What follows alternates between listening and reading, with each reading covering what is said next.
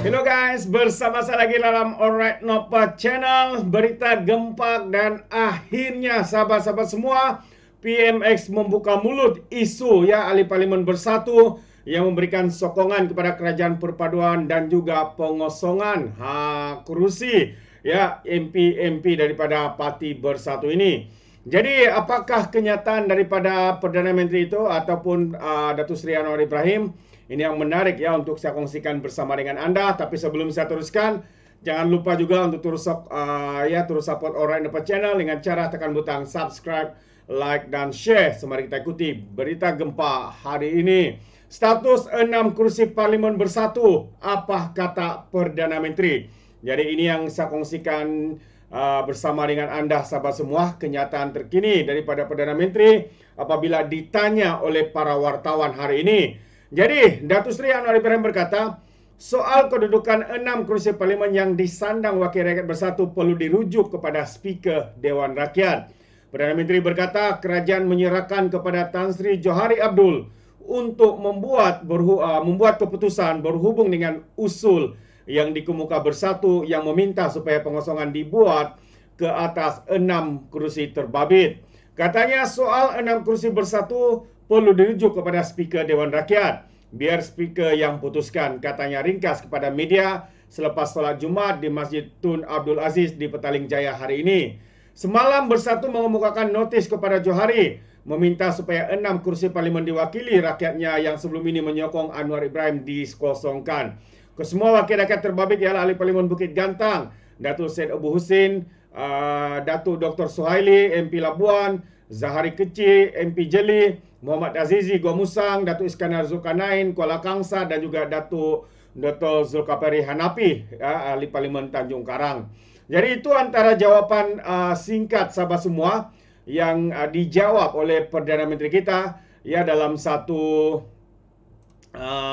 temu bual ya ringkas hari ini bersama dengan wartawan apabila ditanya oleh para wartawan ya selepas Datuk Seri menunaikan solat Jumaat. Dan saya percaya mungkin ramai juga yang akan mempersoalkan jawapan daripada Perdana Menteri. Tapi hakikatnya sahabat semua, bahwa individu yang bertanggungjawab untuk membuat keputusan bukanlah Perdana Menteri kita, tetapi Speaker Dewan Rakyat ya. Hanya beliaulah yang mempunyai kuasa sebab mereka ni di bawah Parlimen dan Speaker Dewan Rakyat adalah pengurusinya yang berhak untuk membuat keputusan sama ada harus dikosongkan ataupun sebaliknya. Kalau ia pun dikosongkan, ya ke-6 ini ahli parlimen bersatu ini boleh mencabar keputusan itu di mahkamah.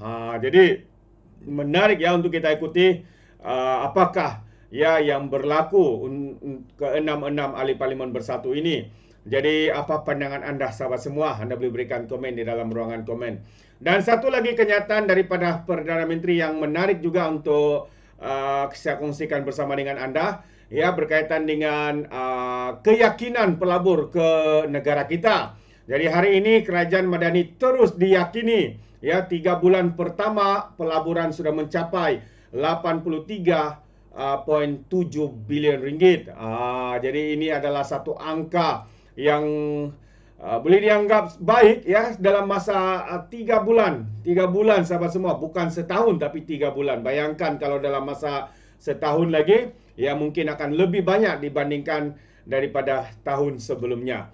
Jadi kalau kita lihat kenyataan media hari ini, kerajaan Madani terus diyakini apabila menyaksikan pelaburan sebanyak 83.7 bilion ringgit diluluskan dalam tempoh 3 bulan pertama tahun 2024. Naik 13% berbanding tempoh sama tahun lalu. Menteri Pelaburan Perdagangan dan Industri MITI Tengku Datuk Seri Safrul Tengku Abdul Aziz berkata, pencapaian suku pertama tahun 2024 itu turut menyaksikan sejumlah 29.027 pekerjaan baru diwujudkan daripada 1.257 projek.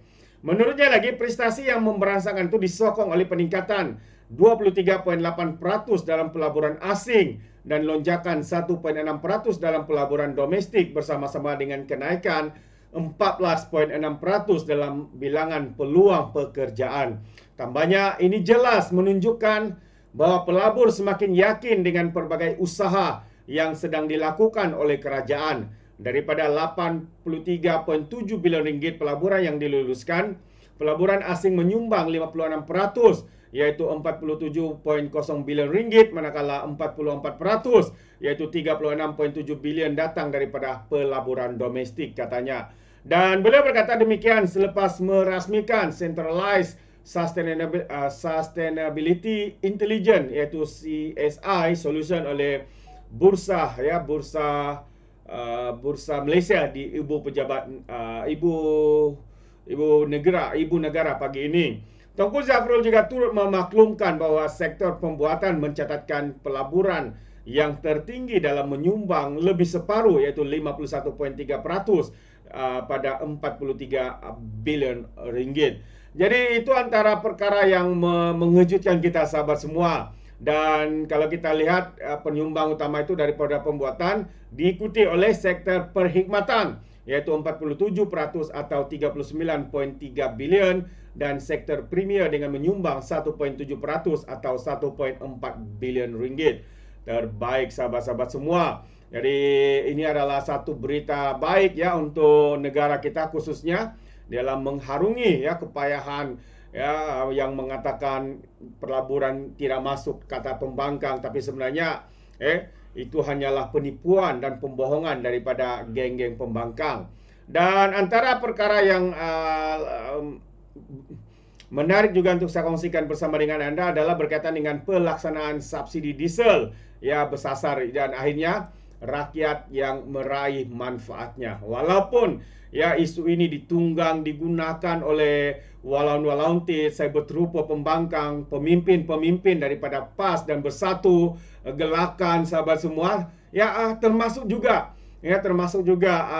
pemimpin yang ada di dalam kerajaan seperti parti MCA dan sebagainya.